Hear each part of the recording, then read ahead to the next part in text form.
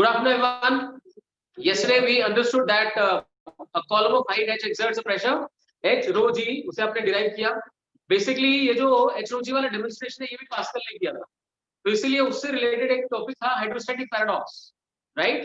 Hydrostatic paradox ही basically वो चीज है कि आप बेस एरिया सेम बना दीजिए, डिफरेंट शेप्स बना दीजिए वेसल्स की, और फिर सेम हाइट तक लिक्विड डाल दीजिए, तो इन दैट केस बेस के ऊपर फोर्स और pressure exerted will come out to be same. मैंने आपको अच्छे से क्लियर किया कि जो बॉल्स की शेप होती है वो बहुत बड़ा रोल प्ले करती है, किस तरह से वेट को बैलेंस करती है या वेट को सपोर्ट करती है, राइट.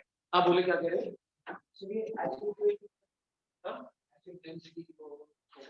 देखिए जो आपने सिलिंड्रिकल कॉलम कंसीडर किया था, आई वुड लाइक कि एक बार आप इमेजिन कर पाए सिलिंड्रिकल कॉलम का एरिया ऑफ सेक्शन कितना था, a, हाइट कितनी थी, h.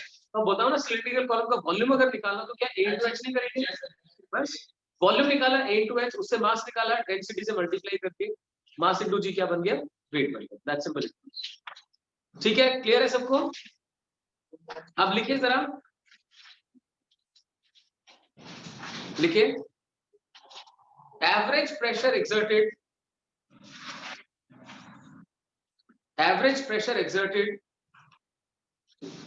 by a column of height h, average pressure exerted by a column of height h on wall of vessel, on wall of vessel. अब वैसे तो ये ना इंटीग्रेशन बेस्ड है, तो मैं आपको हिंट जरूर दूंगा, लेकिन सीबीएसई वाले स्टूडेंट्स के लिए वो बिल्कुल भी इंपॉर्टेंट नहीं होता, तो कंपटीशन वाले उसमें ध्यान दें. अगर आपको कहा जाए कि एक वेसल के अंदर h हाइट तक लिक्विड फील्ड है जिसकी डेंसिटी रो है, तो बताएं ये साइड वॉल के ऊपर कितना pressure on an average exert है. तो सबसे पहले तो आपको समझना चाहिए कि कोई लाइन नहीं है, यहाँ पे वॉल है यानी एरिया डिफाइन करना जरूरी है. उसके लिए मैं डायग्राम को थोड़ा सा मॉडिफाई करता हूँ, ऐसे देखना. देखिए अब आपको ये साइड वॉल दिखाई दे, बॉडी ये यहाँ से यहाँ और ऐसे करके, क्लियर हुआ? अभी जो बॉक्स सा दिखाई दे रहा है ये वेसल है. इस वेसल में आपने लिक्विड की हाइट कंसीडर करी h और इसकी विड्थ को b लिख दी, h और b. अब कहा जा रहा है कि h हाइट का लिक्विड जो यहाँ तक का लिक्विड है, ये लिक्विड इस साइड वॉल के ऊपर ऐसे देखिए यहाँ पे एवरेज प्रेशर कितना एक्सर्ट. तो आपको क्या करना पड़ेगा, average pressure is total force upon area, ऐसे ही करना पड़ेगा. टोटल फोर्स कैसे निकालें, ध्यान देना जरा. वैसे तो कोई बच्चा कहता है सर फोर्स तो प्रेशर इनटू एरिया होती है, और हमें तो पता है प्रेशर h rho g होता है, पर h rho g तो बॉटम पे होता है ना, h हाइट के बॉटम पे होता है ना h rho g. तो यहाँ तो हमें प्रेशर पता है नो डाउट, लेकिन हमें तो सारा यहाँ से यहाँ तक का एवरेज. तो क्या करते हैं, यहाँ से y डेप्थ के ऊपर ध्यान देना, y डेप्थ के ऊपर आप एक dy थिकनेस कंसीडर करते हैं, राइट. dy थिकनेस तो कंपटीशन वाले स्टूडेंट्स के लिए बहुत इंपॉर्टेंट है ये बात समझना कि how to deal with this. Why? Because the pressure is not constant, it is changing with depth. आप जितना नीचे जाते हैं प्रेशर चेंज होता जाता है. तो आपने यहाँ से एक डेप्थ y कंसीडर करी, उस y डेप्थ के ऊपर आपने dy थिकनेस कंसीडर करी जिसके ऊपर कि आप प्रेशर को कांस्टेंट मान सके. ठीक है, कितना प्रेशर हो जाएगा यहाँ पे y rho g. तो इस पॉइंट पे जो प्रेशर हो जाएगा बन जाएगा y into rho into g. ये y rho g प्रेशर कितने एरिया पे लग रहा है, देखो ध्यान से, dy तो थिकनेस बनाई और साइड कितनी है b, तो ये जो शेडेड एरिया कितना बन गया p into dy, है ना. किसी भी चीज को ना बहुत अजीब सोच के मत करो, आपको एरिया निकालना तो आता ही है ना. एलिमेंट के बारे में भी अब ऐसा नहीं कि आप पहली बार देख रहे हैं, आप लोग जानते हैं एलिमेंट्स वगैरह कैसे कंसीडर करने होते हैं. सो b into dy एरिया बन गया. तो इस प्रेशर की वजह से यहाँ पे फोर्स कितनी बनी, उसको लिख देते हैं df, कि कितनी फोर्स एक्सर्ट करी, प्रेशर इनटू एरिया. सो y into rho into g, थोड़ा सा हेड करके समझ लेना, y rho g into b into dy, right. b into dy करनी पड़ेगी प्रैक्टिस, ये पता नहीं कब जानते ठीक होगा. सो df is equal to y rho g into b dy, done, right. तुम्हें पता नहीं कितना खराब हो चुका है. सो y rho g into b dy, got that. अब ये जो फोर्स आ गई, ये फोर्स हमें यहाँ से लेके यहाँ तक के लिए सारी निकालनी है. अब ये सारी फोर्स निकालने के लिए y की वैल्यू कहाँ से कहाँ चेंज की जाए. बिल्कुल टॉप पे y कितना है 0, क्योंकि वहां से शुरू कर रहे हो, और बॉटम पे कितना है h. यानी कि अगर मैं y को 0 से लेके h तक इंटीग्रेट कर दूं तो मुझे टोटल फोर्स मिल जाएगी. So total force becomes equal to integration of this, इसमें देखो ध्यान से इंटीग्रेट करते हुए, रो जी और बी ये तो कांस्टेंट है, सो रो जी और बी है कांस्टेंट।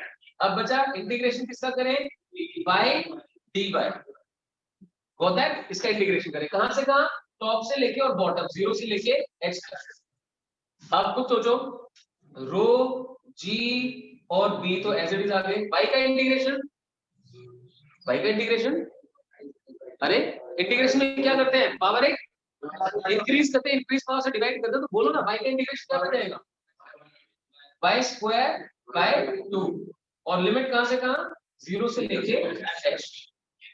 तो आंसर देखो क्या आ जाएगा, it will be rho ji B, by के प्लेस में बी आ जाएगा, फिर से बी स्क्वायर आ गया तो बी क्यूब कर दो, B cube by 2, rho ji B cube by 2, this comes out to be the total force exerted.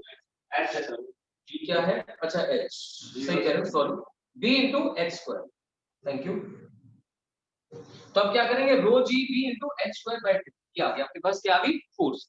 Force से आपको क्या निकालना है, average pressure, P average, average pressure कैसे निकलेगा, टोटल फोर्स अपॉन किसका एरिया, साइड वॉल का एरिया, कहां से कहां तक, यहां से लेके नीचे तक का सारा, जिस एरिया पे आपने फोर्स निकाली है उसी का प्रेशर निकालना है ना, तो दैट डिवाइडेड बाय एरिया, कितना एरिया हो जाएगा, देखो हाइट कितनी h और विड्थ कितनी b, सो h इनटू b, तो इसे मेंशन करते हैं रो g b h square divide by 2, तो पहले से ही था, साथ में आ गया b इनटू h, अब b कैंसिल आउट हो गए और एक h है, रो g h बाय 2, अरे ये तो बड़ा ही आसान से लगता है, रो जी एच बाय 2, बॉटम पे कितना था, रो जी एच, और एवरेज कितना आ गया, रो G H by 2, simple.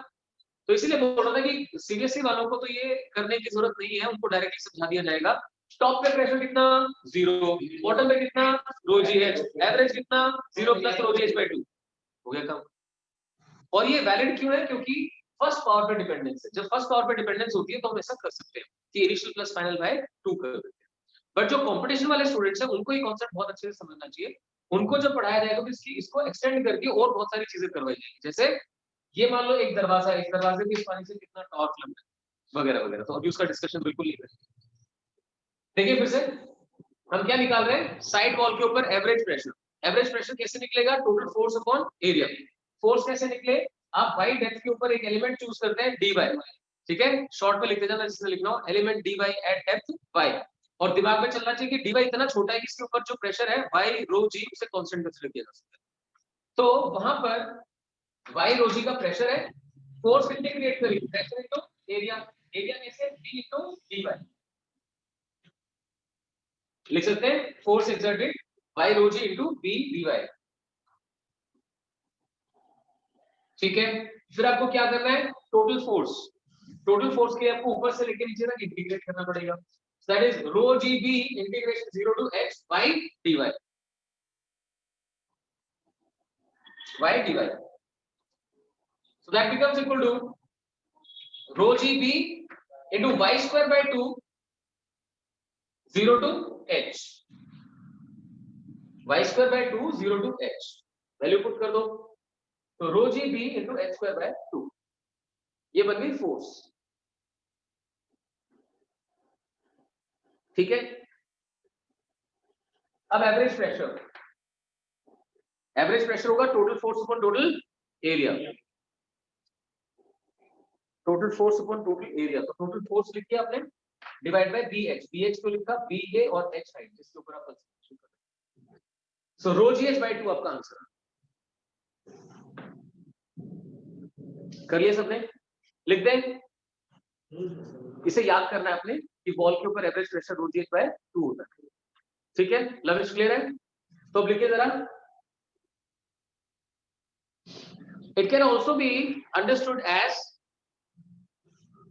it can also be understood as P average is equal to, आप मेंशन कर सकते हैं P average is equal to 0 at the top plus H rho g at the bottom divide by 2, 0 at the top, HOG at the bottom, 0 plus HOG divided by 2. That will give you the average pressure. लेकिन ध्यान रखना, ये total average pressure नहीं है, क्योंकि ऊपर atmospheric pressure को तो मैंने कंसीडर किया ही नहीं.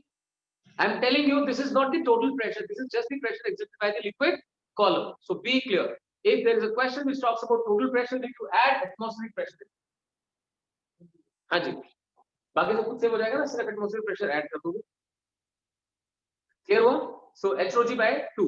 तो अब सोचो, अगर एनसीईआरटी बेस्ड कोई क्वेश्चन आता है, अगर एनसीईआरटी बेस्ड कोई क्वेश्चन आता है या स्कूल एग्जाम में क्वेश्चन आता है कि भाई बॉल के ऊपर टोटल फोर्स कितनी लग रही है, तो उसमें आप इस मेथड से दिखाएंगे हम लोग, हम यहाँ से उल्टे चलेंगे. आप क्या करेंगे? सर हमें पता है एवरेज प्रेशर कितना है, HOG by 2. एवरेज प्रेशर पता है तो फोर्स कैसे निकलेगी? Pressure into area. सीधा उठा के HOG by 2 multiplied by B into H. देखो सेम आंसर आएगा, H rho G into B into H. Clear हुआ? So one last time, if you come across a question like this, you won't do the integration part, you would memorize that the average pressure exerted is HOG by 2. वहां से start करोगे कि अब area से multiply कर देंगे तो total force आ जाएगी, which is H rho G into HOG by 2 into BH. Hope मैंने क्लियर किया आपको ठीक से. चलिए fine. So this was about pressure exerted on the side wall. अब देखिए एक और चीज समझते हैं. ये बताइए एटमॉस्फेयर में जब ऊपर की तरफ जाते हैं तो प्रेशर इंक्रीज होता है कि डिक्रीज होता है? जितना ऊपर जाएंगे प्रेशर इंक्रीज होगा कि डिक्रीज होगा? अरे डिक्रीज होगा. इंक्रीज क्यों होगा? हमारा जो एटमॉस्फेयर है, हमारा एटमॉस्फेयर नीचे ज्यादा थिक है या ऊपर थिक है? नीचे थिक है. भाई आपके ऊपर 10 लोग खड़े हो तो प्रेशर ज्यादा पड़ेगा या 4 खड़े हो तो ज्यादा प्रेशर पड़ेगा? 10 में. तो आप ये सोचो ना, आप जब यहाँ खड़े हैं तो सारा एटमॉस्फेयर आपके ऊपर प्रेशर डाल रहा है. आप यहाँ पहुंच जाओगे तो अब कंपैरेटिवली कम एटमॉस्फेयर, वो भी हल्का, लेस डेंस एटमॉस्फेयर आपके ऊपर प्रेशर डालता है.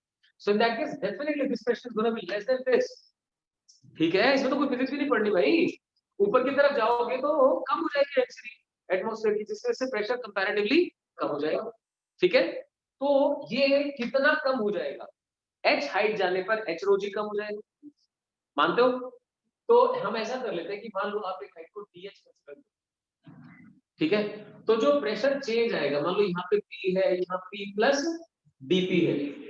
मान लो एक पॉइंट पे प्रेशर P है और उससे DH हाइट ऊपर प्रेशर P प्लस DP है, तो प्रेशर चेंज कितना होगा? Final minus initial, that is DP, that will be equal to, change लिखा मैंने, change is final minus initial, that will be equal to minus of DH into rho into G. आती है बात समझ में आपको?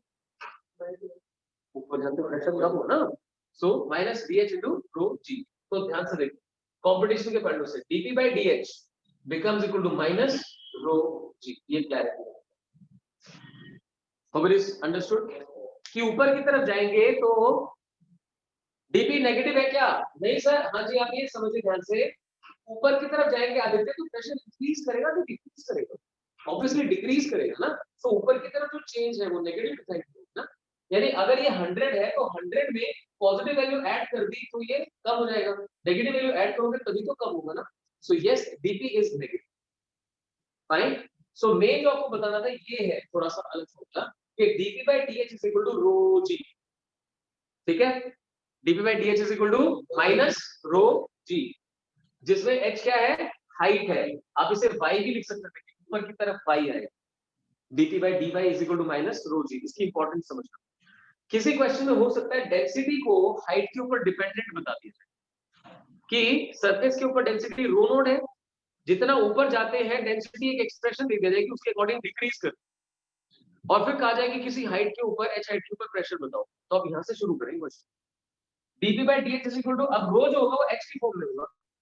जैसे कि मान लो 2H लिख दिया, 2H into G, तो DP is equal to minus of 2H into DH into G. अब 2H का इंटीग्रेशन करते हैं.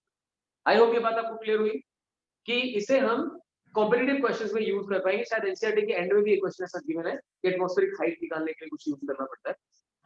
ठीक है, अब ये मुझे बताना क्यों जरूरत है सीबीएसई क्लास में, क्योंकि इसके ऊपर बेस्ड क्वेश्चन हॉरिजॉन्टल में भी आ जाते हैं. तो फिर आपकी ऑब्जर्वेशन चेक करता हूं, देखते हैं आपकी ऑब्जर्वेशन चेक करते हैं. अगर एक वेसल है ऐसे जिसे पूरा पानी से भर दिया और एक फ्रिक्शनलेस सरफेस के ऊपर इसे आगे की तरफ स्लाइड कर, ठीक है, पूरा भर दिया इसे और आगे की तरफ स्लाइड करवा। तो आपको क्या लगता है जब ये आगे स्लाइड करेगा तो इसके अंदर जो लिक्विड है वो लिक्विड पीछे की तरफ ज्यादा प्रेशर डालेगा या आगे की तरफ, है ना? अगर आपको एक ट्रॉली में बिठा दिया जाए और ट्रॉली को आगे की तरफ पुश कर दिया जाए तो you would have a tendency of sliding backwards. Similarly, when this vessel is sliding forward, the liquid has a tendency of slipping backwards, going backwards. That's why there would be more pressure at this point as compared to this point. आ रही है बात समझ में आपको? तो देखें, अगर इसके अंदर लिक्विड है और ये जो फेस मुझे दिखाई दे रहा है इसमें A, B, C, D आ गया, तो जब आपके स्कूल में ऑब्जेक्टिव क्वेश्चंस आने हैं 1 मार्क, उनमें ऐसा क्वेश्चन बन के आ सकता है कि A, B, C, D 4 कोने हैं, आप बताइए किस कोने पे प्रेशर सबसे ज्यादा है, A, B, C या D के ऊपर? सोच सकते हैं, कोई बात नहीं, D। क्या कारण है? D के ऊपर एक तो ऊपर से आ रहा है, दिख रहा है साफ साफ, और इधर से भी दिख रहा है, राइट? D के ऊपर प्रेशर C से ज्यादा है और A से भी ज्यादा है, ये साफ साफ हमें दिखाई दे रहा है।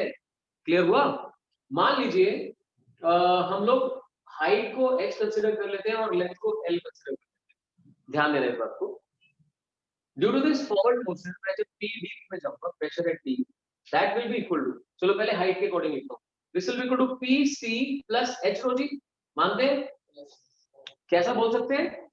जितना प्रेशर C के ऊपर होगा उसमें h rho g ऐड कर दो, उतना प्रेशर D के ऊपर होगा, नीचे की तरफ प्रेशर बढ़ता है, और ऐसे ही आपने बताया पीछे की तरफ प्रेशर बढ़ेगा, तो PD जो है can that be written as, देखना ध्यान से, प्रेशर एट A, हाँ, प्लस क्या लिखूं बोलो, L रो इनटू A। अगर यहाँ एक्सेलरेशन A है तो क्या आ जाएगा A। ये एक छोटी सी बात आपको अच्छे से समझ, क्योंकि हॉरिजॉन्टल में तो G नहीं आएगा ना, हॉरिजॉन्टल में तो A आएगा। Hope you can understand it. फिर से क्लियर करता हूं, अगर एक वेसल हॉरिजॉन्टल डायरेक्शन में एक्सेलरेट कर रहा है तो उसका लिक्विड पीछे की तरफ भागने की कोशिश कर रहा है, सूडो फोर्स मान सकते हैं। तो इन दैट केस जितना प्रेशर फ्रंट एंड पे होगा उससे ज्यादा प्रेशर बैक एंड पे होगा। कितना होगा? जैसे यहाँ पे h रो है, इसलिए यहाँ पे L रो A। याद रहेगा अच्छे से? सो लिख दीजिए sir, consider a vessel of height h and base length L, vessel of height h and base length L,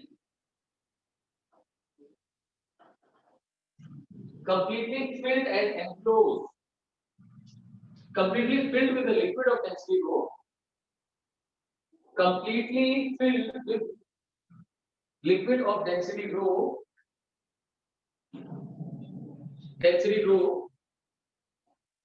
and enclosed, पूरी तरह से बंद है, लिक्विड उससे बाहर नहीं जा सकता। ठीक है, फिर लिखें, if it be accelerated horizontally, if it be accelerated horizontally with A as shown,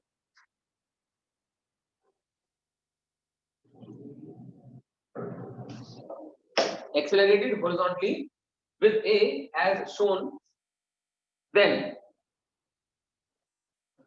अब ये आपने लिखना है, आप याद करो इसको अच्छे से कि भाई PD जो प्रेशर होगा वो C से कोरिलेट करोगे तो PC plus H rho G आएगा, और A से कोरिलेट करोगे तो PA plus L rho A आएगा, L रो A।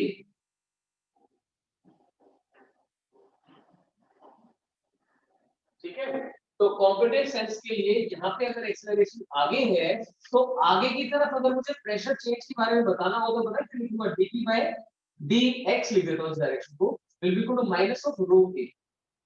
जैसे हाइट के साथ क्या लिखा था, dP by dh, dh या d by लिख देता हूँ, will be minus of rho g। तो this is something that needs to be correlated properly. बहुत अच्छे से आपको ये कोरिलेट करने की जरूरत है। वर्टिकली dP by dy ऊपर जाते हुए माइनस ऑफ रो जी, क्योंकि जी डाउनवर्ड्स होता है, ये आगे की तरफ जाते हुए प्रेशर कम होने वाला है, सो dP by dx is equal to minus of rho a। hope it's clear। तो क्या PD के दोनों वैल्यूज इक्वल होनी चाहिए, यस और नो?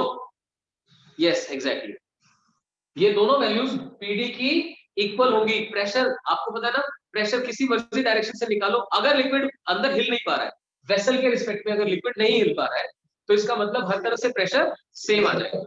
तो वैसे तो ये बाहर से देखेंगे तो चलता हुआ नजर आ रहा है, बट वेसल के रिस्पेक्ट में तो बिल्कुल ही मूवमेंट नहीं हो पा रही, क्योंकि पूरा पैक्ड है। सो इसलिए इस पॉइंट पे ऊपर से आने वाला प्रेशर और यहां से आने वाला प्रेशर इक्वल। ठीक है, चलो आई होप ये क्लियर हुआ आपको। और थोड़ा सा एक इंटरेस्टिंग पार्ट करते हैं। सोचो एक ऊपर से ओपन वेसल के अंदर आपने लगभग आधा पानी भर लिया और उसे हॉरिजॉन्टली खींच लिया, तो उससे पानी जो बाहर स्पिल आउट होगा वो फ्रंट एंड से होगा या बैक एंड से? बैक एंड से, बिल्कुल सही समझते हैं आप। तो बस उसी के ऊपर एक क्वेश्चन लेके शाबाश, बिकॉज इस तरह के क्वेश्चन हालांकि एनसीईआरटी में नहीं है, बट कोई भी हेल्प बुक आप उठाएंगे ना तो उसमें मिलेगा। और अगर मुझे इस कॉन्सेप्ट को प्रैक्टिकली आपसे डिस्कस करना है तो इससे अच्छा एग्जांपल नहीं हो सकता। सो लेट्स से, बस बातें ना करें, दिस बी अ वेसल, बातें ना करें प्लीज। इस वेसल को आपने हॉरिजॉन्टली ए एक्सेलरेशन से भगा रखा है, ठीक है। इसमें इनिशियली जो है ना लिक्विड ऐसे था, और आगे भगाओगे तो लिक्विड कैसी शेप ले लेगा? कुछ ऐसी शेप ले लेगा, फ्रंट से नीचे और यहां से ऊपर, और थोड़ा ऊपर तक बना लेता हूं। The liquid was sailing like this and now it goes like this.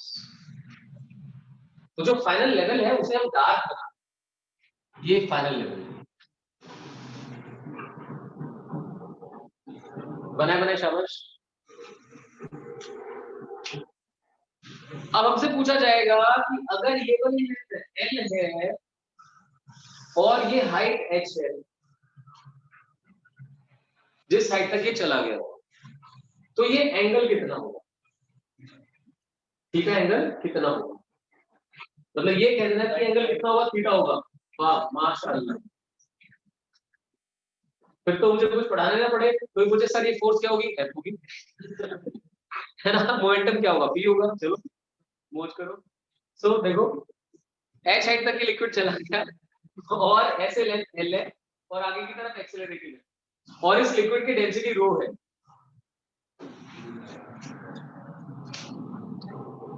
ठीक है, हो गया। अब लिखिए जरा, हाँ बल्कि टोटल हाइट एच थी, सॉरी, यहाँ फ्रंट एंड ए और बी के बीच का जो हाइट डिफरेंस वो एच कंसीडर करो।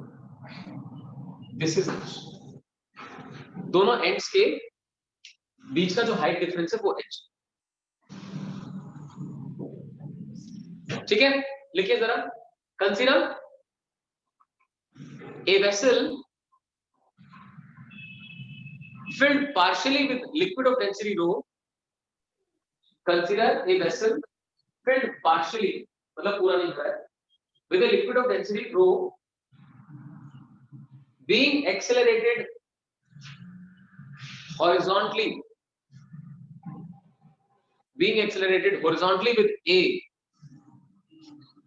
with A as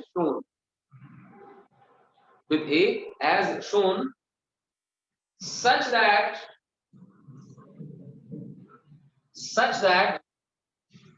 the height difference between the two ends becomes h.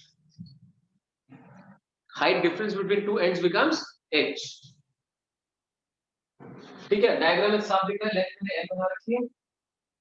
अब लिखें find the angle theta, that its surface makes with horizontal, angle theta that its surface makes with horizontal, मतलब जो surface पहले flat था वो ऐसे करके टेढ़ा हो गया, इंक्लाइन हो गया, जो तो आपने भी समझा, क्योंकि आगे खींचोगे तो लिक्विड पीछे। एंगल थीटा देखा है, because of this profile of surface आपको थीटा फाइंड आउट करना है। अब थीटा कैसे फाइंड हो सकता है? tan theta is equal to h by l, किसी तरह से h by l फाइंड हो जाए, राइट? तो ये काम चल जाएगा। क्लियर हुआ ठीक से? देखो ध्यान से, अगर ये l है और ये h है, जो कि दोनों ऑब्जर्वेबल है ना या ऐसा कहें यार, चलते हुए लिक्विड में h कौन मेजर करेगा? तो सारी कहानी अटक गई। एल तो पता है, अब मैंने कहा कि एच मेजर हो जाएगा, आपने कहा यस सर, तो कहानी खत्म हो गई। लेकिन प्रैक्टिकली सोचो, चलते हुए वेसल के अंदर आप एच हैंड कैसे मेजर करोगे? Will be difficult for you. So acceleration तो पता है ना कि मैं कितने एक्सेलरेशन से चला रहा हूँ, so we'll try to convert it in terms of acceleration A and G. So when you attempt a numerical or attempt a derivation, you should first know what kind of result do you want. Do you want the final result in terms of H and L or A and G? So our answer is we need result in terms of A and G. ये पता है तो भाई रास्ता पता है तो पहुंच ही जाएगी इसी तरह से, ठीक है? तो चलिए लिखिए, लिखिए शाबाश, A B और इस पॉइंट को लिख दीजिए C, ये वाले पॉइंट को C मेंशन कर दीजिए, ये एंड वाला जो पॉइंट है इसे सी लिख दीजिए, ठीक है? अब सबसे पहले देखें, क्या मैं ऐसा बोल सकता हूं कि पॉइंट बी और पॉइंट ए के ऊपर से पड़ने वाला प्रेशर सेम है? यस और नो? क्यों? Why yes? Because both are open to atmosphere. ध्यान से समझते जाए इस बात को, क्योंकि दोनों के ऊपर आप एटमॉस्फेरिक प्रेशर कंसीडर कर सकते हैं ना। Somebody can say sir height का डिफरेंस है एच, उसके वजह से एटमॉस्फेरिक प्रेशर नहीं बढ़ेगा। भाई ये छोटी मोटी हाइटों से जो एटमॉस्फेरिक प्रेशर आता है वो नेग्लिजिबल होता है, इसमें कोई गलत बात नहीं है ये कहना कि ए के ऊपर बी से कुछ ज्यादा प्रेशर होना ही चाहिए, but that variation is negligible, right? So we can say दोनों एंड्स ओपन है, इसलिए दोनों के ऊपर कितना प्रेशर है? एटमॉस्फेयर। लिख दीजिए, लिखिए, pressure at the end A and B, ठीक है? पहले वाला E एंड D है, बाद वाला A एंड D है, and A and B is atmospheric. So PA is equal to PB is equal to PATM लिखते हैं। वैसे तो ATM बड़े काम की चीज है ना? किसी का हाथ लग जाए तो जेल भी जा सकते हैं। So atmosphere ATM, चलो अच्छी बात है। PA is equal to PB is equal to P atmosphere, done। अब C के ऊपर B की तरफ से और A की तरफ से, दोनों तरफ से प्रेशर फाइंड करना है। लिखिए जरा, लिखिए, pressure eight C PC is equal to, पहले आप वर्टिकली लिखेंगे, it will B PB plus क्या लिखूं? आप बोल सकते हैं H rho G, PB plus H rho G, ये वर्टिकल से आ गया।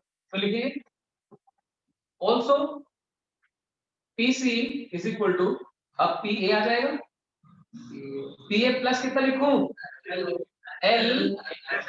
रो A, शाबाश, L रो A। अब C पॉइंट तो एक ही है, यानी दोनों प्रेशर इक्वल होना चाहिए। लिखिए, hence PB plus H rho G is equal to, दोनों को इक्वेट करो, is equal to PA plus L rho A, ठीक है? L रो A, थोड़ा आराम से बोलना। So PA is equal to PB, अब इसे आप कैंसिल आउट कर सकते हैं। हमारा मोटिव क्या फाइंड करना है? tan थीटा, वो किससे निकलेगा? H by L से। और देखिए डेंसिटी भी कैंसिल आउट हो गई है, रो कैंसिल आउट हो गई। सो H by L कितना बन रहा है? H by L is equal to A by G, आगे ना आंसर इसमें चाहिए था बस। So H by L is equal to A by G, that is tan theta is equal to A by G, जिसमें फाइनली आप लिख सकते हैं theta is equal to tan inverse A by G। Clear? तो one last time, आपने vessel के अंदर liquid भरा और उसे आगे की तरफ एक एक्सेलरेटर से खींच दिया, एक एक्सेलरेशन से खींचा तो उसका प्रोफाइल, सरफेस प्रोफाइल बोल सकते हैं आप इसे, वो इंक्लाइन हो गया, इंक्लाइन हो गया से एट एन एंगल थीटा। आपको थीटा फाइंड आउट करना था, आपको पता था आपने कितने एक्सेलरेशन से खींचा है, तो आप आंसर भी उसी की टर्म ही लाना चाहते हैं। तो आप देख पा रहे हैं कि tan theta equal to h by l किया आपने, तो यहाँ पे C पॉइंट पिक किया आपने, C पॉइंट के ऊपर प्रेशर दोनों तरफ से निकाला, वर्टिकल भी और हॉरिजॉन्टल भी। यहाँ पर एक बहुत ही इंपॉर्टेंट कॉन्सेप्ट है कि अगर लिक्विड वेसल के रिस्पेक्ट में इक्विलिब्रियम में आ चुका है, अगर if liquid is in equilibrium with respect to the vessel, then at a point pressure is same in all the directions। चाहो तो लिख लो इसको, स्टार मार्क करके, स्टार मार्क करके लिखिए, if liquid is in equilibrium with respect to vessel, If liquid is in equilibrium with respect to vessel, comma, then pressure at a point is same. Then pressure at a point is same in all directions. Pressure at a point is same in all directions. तो उसका मतलब ये था कि C के ऊपर pressure आप vertical देखो या हॉरिजॉन्टल देखो, pressure is same in all directions at a given point. At a given point जो भी है, at a given point. ठीक है? तो C के ऊपर अगर कोई पूछे आगे की तरफ कितना प्रेशर तो भी इतना ही. So इक्वेट किया आपने दोनों तरफ से, तो H1 comes out to be A by G, tan theta becomes equal to A by G, theta is equal to tan inverse A by G. इससे डायरेक्ट आप क्वेश्चंस कर सकते हैं. ठीक है, इसी की एप्लीकेशन आपको मिलेगी जो असाइनमेंट आपने लिए उसके अंदर, कि इस शेप का ना ट्यूब सी बना के उसको एक्सेलरेट कर देते हैं, ऐसे ट्यूब बना के और उसे एक्सेलरेट कर देते हैं आगे की तरफ. उसमें जो लिक्विड है वो फिर आगे से पीछे की तरफ जाएगा, यहाँ ज्यादा ऊपर तक चला जाता है, यहाँ कंपैरेटिवली नीचे तक आ जाता है. तो फिर से देखो, अगर आप इसे ऐसे ज्वाइन करो तो जो ये एंगल बनेगा ये वही theta, such that tan theta is equal to A by G. तो इसमें भी इन दोनों लेवल्स के बीच का हाइट डिफरेंस आप x लिख सकते हैं और इस लेंथ को l लिख सकते हैं. कोई भी परेशान होने की जरूरत नहीं है कि सर ये कितना होगा ये कितना होगा, कोई टेंशन नहीं. जितनी लेंथ दे रखी है उठा के वही यूज कर दो, बिकॉज हाइट्स के कंपैरिजन में इस लेंथ को आप नेग्लेक्ट, तो इस चेंज को आप नेग्लेक्ट कर सकते. तो क्वेश्चन चाहे ऐसे एक वेसल के अंदर आ जाए या ऐसे ट्यूब्स का आ जाए, तो tan theta is equal to h by l ही यूज करना है आपने, उससे आपका क्वेश्चन सॉल्व हो जाएगा. ठीक है, सो अब समझिए ये एनसीईआरटी के अंदर नहीं है, हम इसको अवॉइड भी कर सकते हैं, but this is such a practical aspect of कि आप जब एक्सेलरेट करते हैं तो वर्टिकल चेंज ऑफ प्रेशर और हॉरिजॉन्टल चेंज ऑफ प्रेशर को आप कैसे समझते हैं. So it was very important to be understood. ठीक है जी, आगे बढ़ा जाए. देखिए अब हम बात करते हैं एटमॉस्फेरिक प्रेशर और गेज प्रेशर. कल भी थोड़ा सा मैंने आपसे डिस्कस किया था कि total pressure at a point is called total pressure, है ना. वो क्या होता है, एटमॉस्फेरिक प्रेशर प्लस उससे कितना कम प्रेशर है उससे कितना ज्यादा प्रेशर है. और गेज प्रेशर क्या होता है, इसे ना बोलते हैं एब्सोल्यूट प्रेशर. सो दो तरह से मेजर किया जाता है, absolute pressure and gauge pressure. ठीक है, सो हम एक काम करते हैं, पहले टॉरिसलीज एक्सपेरिमेंट करते हैं. पता है किसी को, केमिस्ट्री पढ़ा आपने, टॉरिसलीज एक्सपेरिमेंट. टॉरिसली ने एटमॉस्फेयर की हाइट मेजर करने की कोशिश करी, हाइट की सॉरी एटमॉस्फेरिक प्रेशर मेजर करने की कोशिश करी, और उसके बेसिस पे फिर अगर एटमॉस्फेरिक डेंसिटी को यूनिफॉर्म कंसीडर किया जाए तो हाइट डिस्कस. तो देखते हैं, लिखिए जरा टॉरिसलीज एक्सपेरिमेंट.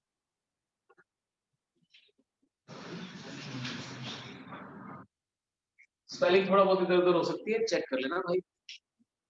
टॉरिसलीज, TORRI आना चाहिए, टॉरिसलीज एक्सपेरिमेंट. हाँ बस कुछ ऐसा सही है. नोट्स हैं आपके पास, नोट से चेक कर दो. TORRICELLI, TORRICELLI. टॉरिसलीज एक्सपेरिमेंट क्या था, सुने ध्यान से.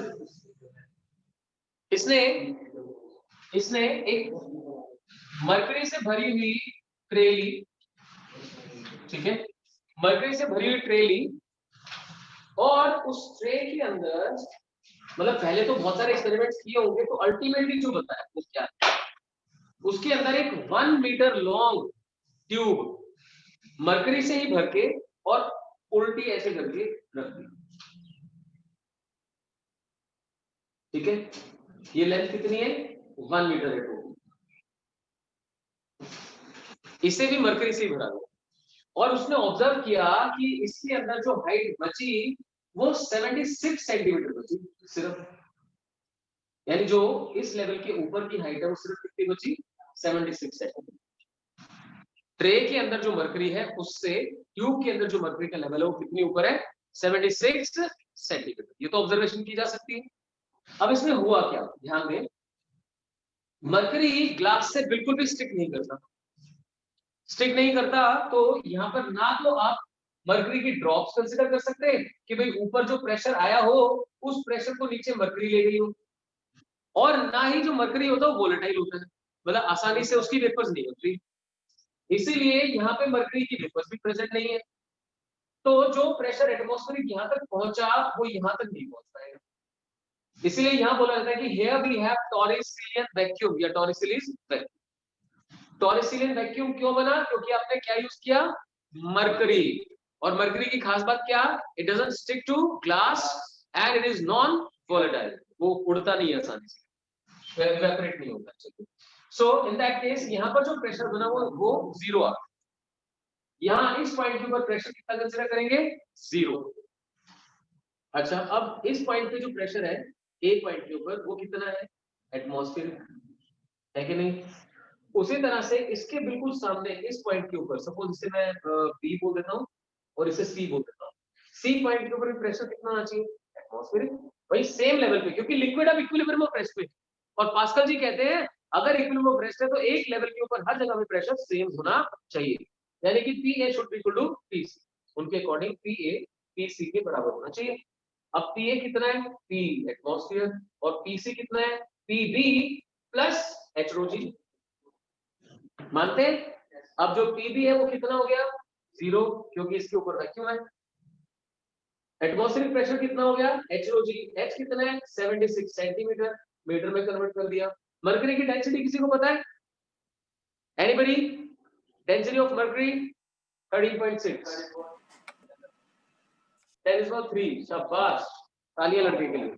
तो anyways, relative density of water is 1 and that of mercury is 13.6. So 13.6 10⁻³ is the density and G is say 9.8. तो इसे जब सॉल्व किया गया तो हमें मिला 1.01 into 10⁵ न्यूटन पर मीटर स्क्वायर, जिसे कि पास्कल भी कहा जा सकता है। 1.013 लिख सकते हैं, 1.012। That's it. तो बड़ा ही आसान सा एक्सपेरिमेंट है, राइट? तो आप बनाए अपनी नोटबुक में टॉरिसलीज experiment to measure atmospheric pressure. Torricelli's experiment to measure atmospheric pressure. To measure atmospheric pressure.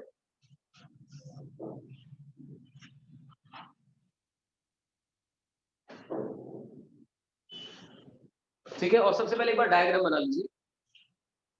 Diagram complete कीजिए।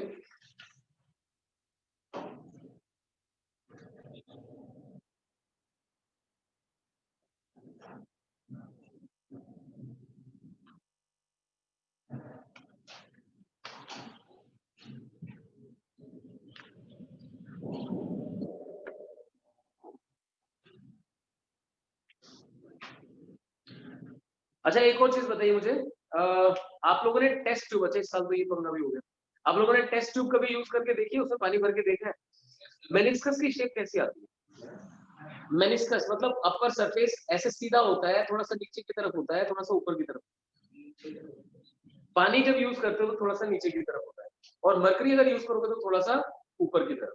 आई बात समझ में? ये सब डिस्कशन भी हम लोग करेंगे। मैं वही बोल रहा हूँ ना कि आप क्या कर सकते हैं, you haven't been to school, you have not used, but still we just can discuss it. Tube के अंदर अगर आप पानी भरेंगे ग्लास ट्यूब के अंदर, तो वो पानी का सरफेस फ्लैट नहीं रहेगा, थोड़ा सा नीचे की तरफ ऐसे डिप करेगा, ठीक है, ऊपर की तरफ कनकेव बनेगा। लेकिन अगर आप मरकरी भरेंगे तो ऐसे करके कन्वेक्स बनेगा। अब मैं फिर पूछ लेता हूँ, अगर आपको पता हो तो शायद थोड़ी सी हेल्प कर पाऊँ। क्या आपने कोहेसिव फोर्सेस सुन रखी है? Adhesive cohesive? ओ चलो बहुत बढ़िया, बस यही पे हम क्रॉस लगा देते हैं। Will be discussing it in fluids, so we need to wait. चलिए आगे देखें जरा। वो बात मैं सिर्फ किस लिए बोल रहा हूँ, ठीक है जानिया, वेरी गुड। वो बात मैं किस लिए बोल रहा हूँ कि यहाँ पे जैसे ही हमने बिल्कुल फ्लैट शो कर दिया, we could not be able to show it exactly flat. Mercury है ना, मरकरी ग्लास के अंदर कैसे होता है? ऐसे। तो हल्का सा हमें से ऊपर की तरफ, बहुत ज्यादा भी नहीं करना, बहुत ही हल्का हल्का ऐसे करके दिखा दीजिए सरफेस को। ये दिस इज इट। यहाँ ज्यादा लिखा सकते हो, जितना थिन पार्ट होगा वहां पे उतना ही ज्यादा होगा। This is it. बस ये ध्यान रखना है कि ए पॉइंट और C point of same level पे शूट।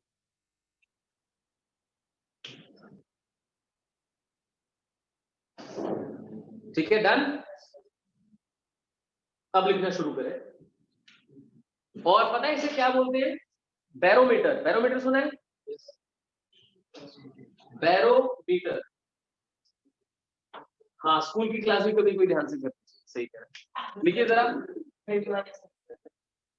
लिखिए शाबाश। बैरोमीटर, टॉरिसलीज एक्सपेरिमेंट जो होता है इसे हम बैरोमीटर भी कहते हैं, तो इस डिवाइस को बैरोमीटर कहते हैं।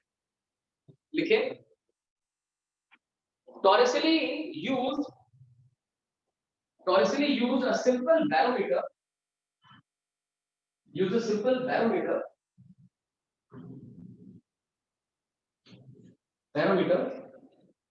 in which a clean and 1 meter long glass tube,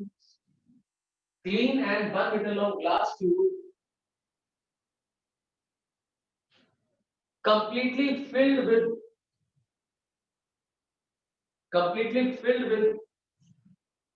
clean and dry mercury,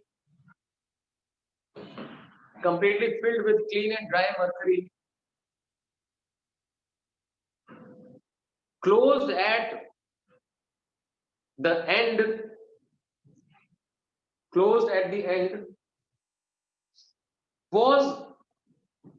was turned down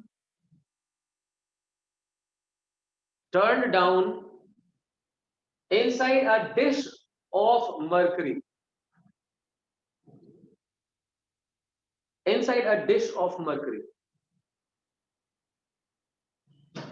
And the thumb was removed.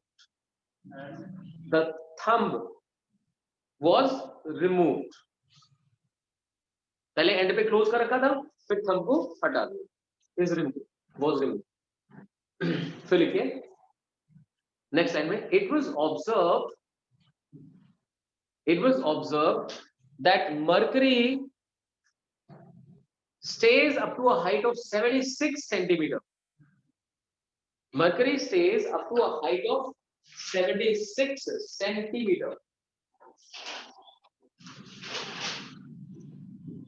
in tube, stays up to a height of 76 centimeter in tube above the mercury level in dish. Above the mercury level in dish. ठीक है, लिख दें as shown in diagram.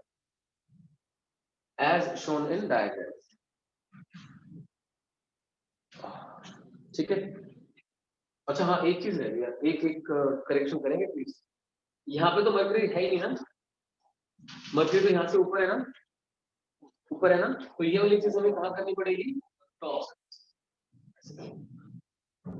Kindly make that correction this point. तो यहाँ पे और फिर ultimately यहाँ पे इसके बीच में मर्करी।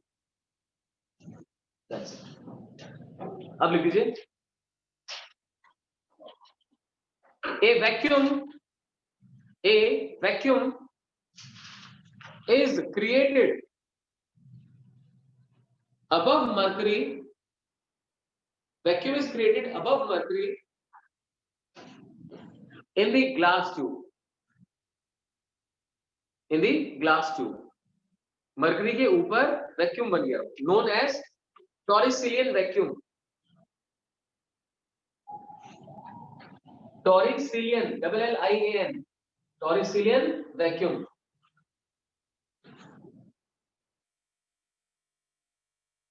ठीक है, फिर आप लिख सकते हैं रीजन। एग्जाम में रीजन लिखना कंपल्सरी नहीं है, आपके टाइम के ऊपर depend. Reason number 1, mercury does not stick to glass. Mercury does not stick to glass, तो ऊपर कोई मर्करी प्रेजेंट नहीं है उस वजह से। And second, mercury is not volatile या नॉन वोलेटाइल, यानी उसकी वेपर्स प्रेजेंट नहीं, neither the droplets nor the vapours were present. ठीक है, लिख सकते हैं hence Pb is equal to 0, hence Pb is equal to 0 हो गया। अब लिखिए according to Pascal's law, next time लिखेंगे अभी, और पास्कल को अंडरलाइन करेंगे। According to Pascal's law, pressure at the points on same horizontal level, pressure at 2 points on same horizontal level must be equal. इतना बोलना बहुत है क्या? देखो पढ़ो सोचो. हाँ, in equilibrium of rest. क्योंकि जब लिक्विड फ्लो करेगा ना तो लेंथ के अलोंग प्रेशर चेंज करेगा. कल भी डिस्कस करे थे land breeze sea breeze. Pressure difference की वजह से हवा चलती है, प्रेशर डिफरेंस की वजह से लिक्विड फ्लो करता है. So if it is an equilibrium of rest, then we can say that the pressure at 2 points is going to be same. तो लिखे hence PA is equal to PC.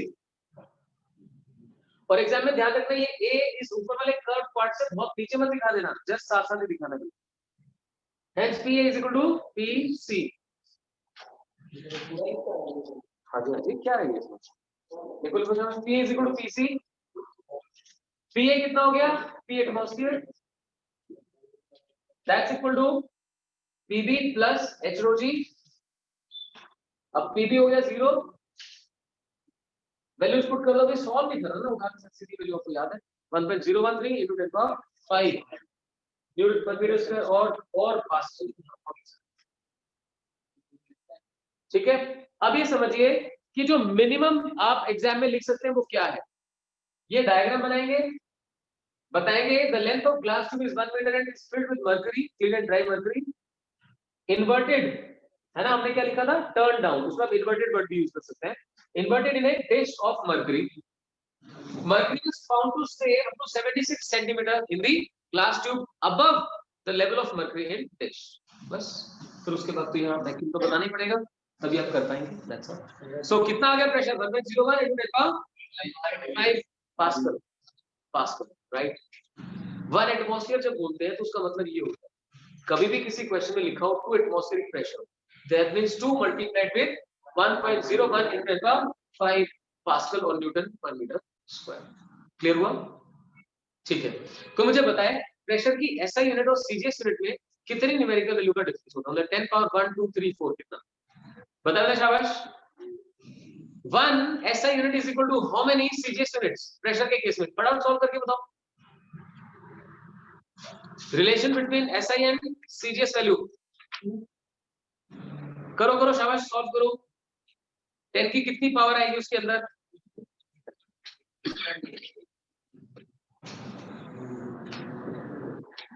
Geetansh दोबारा करो.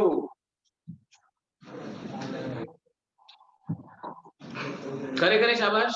आपने बस आंसर देख लिया गीतांश, मैं देख पा रहा हूं, समझ पा रहा हूं. एनीवन? नहीं. अरे इधर देखो, न्यूटन पर मीटर स्क्वायर डील कर रहे हो ना, जो मैं पूछूं उसका आंसर करते जाना. 1 न्यूटन में कितने टाइम होते हैं?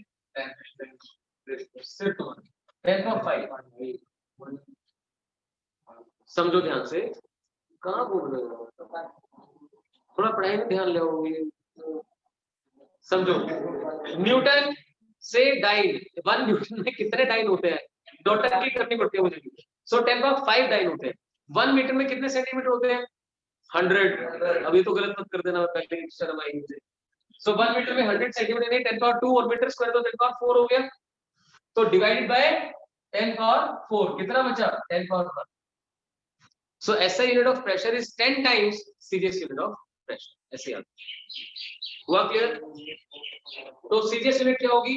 न्यूटन की जगह डाइन और मीटर स्क्वायर की जगह सेंटीमीटर स्क्वायर. डाइन पर सेंटीमीटर लिखिए जरा. CGS unit of pressure is CGS unit of pressure is dyne per centimeter square.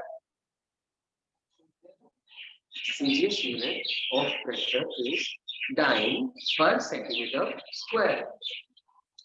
ठीक है. फिर आप लिख दीजिए 1 SI unit is equal to 10 CGS unit. अब आपके पास जो नोट्स है उसमें पेज नंबर 7 ओपन कीजिए. Page number 7. जब भी आप यहाँ आते हैं तो do not forget to bring your notes, right? That would hinder the process. 7 क्या 6 पे आ जाइए. 6 के एंड पे आ जाइए. 6 के बिल्कुल एंड पे यहाँ लिखा हुआ है सेकंड लास्ट पैराग्राफ में absolute pressure and gauge pressure. Absolute pressure and gauge pressure. The total और actual pressure at a point is called absolute pressure. Gauge pressure is the difference between the actual pressure and atmospheric pressure. तो मेरे ख्याल से मुझे लिखवाने की जरूरत नहीं है, इसे मार्क करेंगे आप, लेकिन कॉपी में जरूर लिखेंगे। कॉपी में स्पेस छोड़ दो, स्पेस छोड़ दो फटाफट, 4 लाइन छोड़ दो। आप यहाँ पे डिफाइन करेंगे atmosphere absolute pressure and gauge pressure. Fine. इसके बाद देखें, the gauge pressure is proportional to H. Obviously कहीं पे भी जैसे किसी डेप्थ के ऊपर आप प्रेशर निकालेंगे तो कितना आ जाएगा, atmospheric pressure plus H rho जी, एटमॉस्फेरिक प्लस एच रो जी। तो अगर वहां पे गेज निकालोगे तो सिर्फ कितना बचेगा, एच रो जी, क्योंकि एटमॉस्फेरिक आप उसमें से सब्ट्रैक्ट कर चुके हो।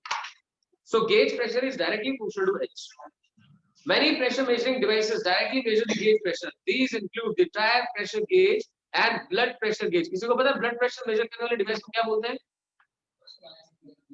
मेडिकल के स्टूडेंट है कोई यहाँ पे, बताइए सर।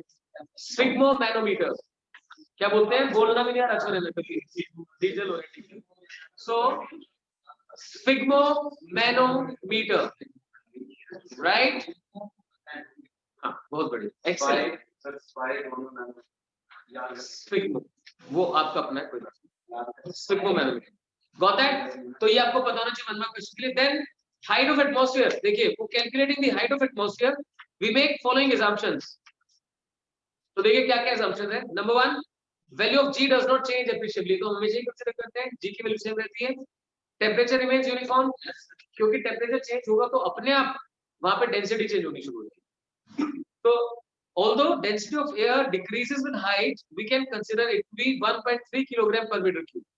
तो अगर आप एज अ साइंस स्टूडेंट ये समझना चाहते हैं कि most of the times average atmospheric density कितनी कंसीडर की जाती है, तो आप याद कर सकते हैं 1.3 किलोग्राम पर मीटर क्यूब। तो बस अब क्या करना है आपको, प्रेशर आपको पता है, इसको एच रो जी से कंपेयर कर दीजिए। एच क्या है, हाइट ऑफ एटमॉस्फेयर, और डेंसिटी ऑफ एटमॉस्फेयर कितनी, 1.3, वो भी ऐसा ही में किलोग्राम पर मीटर क्यूब, और जी की वैल्यू 9.8। वहां से आप सॉल्व कर सकते हैं। तो देखिए एच की वैल्यू आती है लगभग 8 किलोमीटर। तो अगर ये वाली डेंसिटी कंसीडर की जाए तो 8 किलोमीटर। तो ये एक इंपॉर्टेंट क्वेश्चन है जो मैं आपको सॉल्व नहीं करवा रहा हूँ, होमवर्क दे रहा हूँ, आप करके आएंगे, ठीक है? और जो बच्चे यहाँ बैठे हैं अपनी नोटबुक चेक करवा के जाएंगे कि जो कल आपको हाइड्रोलिक ब्रेक करने के लिए दिया गया था उसने लिखा। सो देखिए सभी, एक तो आपको absolute pressure, gauge pressure, right, और फिर सेकंड वाला क्या है, हाइट ऑफ एटमॉस्फेयर, ये करना।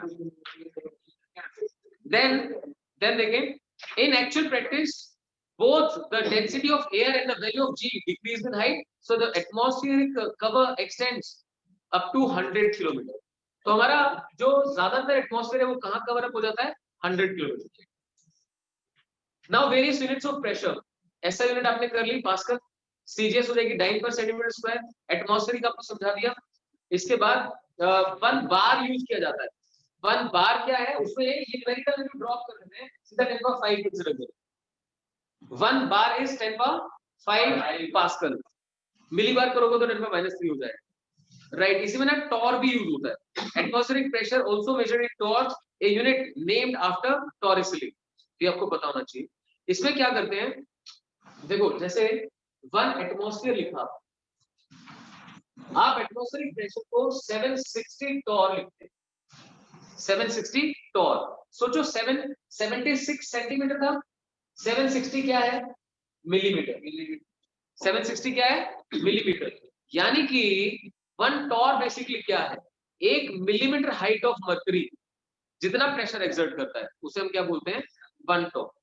देखो फिर ध्यान से, 1 मिलीमीटर हाइट ऑफ मर्करी ने जो प्रेशर एक्सर्ट किया वो कितना बन गया, 1 टॉर। इसलिए 760 times 1 Tor becomes 1 atmospheric pressure. Hope it's clear? तो देखिए ध्यान से, लिखा गया है 1 torr is 1 mm of Hg, इसमें और लिखा है गलती से, ऑफ आएगा, 1 mm ऑफ Hg। तो यहां से आपके प्रेशर को समझने का एक नया तरीका शुरू होता है। दैट इज, अगर बोला गया कि 10 centimetre of water pressure is equal to 10 centimetre of water, तो उसका मतलब है आप H rho g सॉल्व करेंगे। 10 सेंटीमीटर ऑफ वाटर का मतलब क्या है, आप H rho g सॉल्व करेंगे। Is that clear? और फिर सोचिए अगर बाय चांस यहाँ पे हमने बोला कि 1 मिलीमीटर ऑफ मर्करी, खड़ा है कैसे, बता बैठ,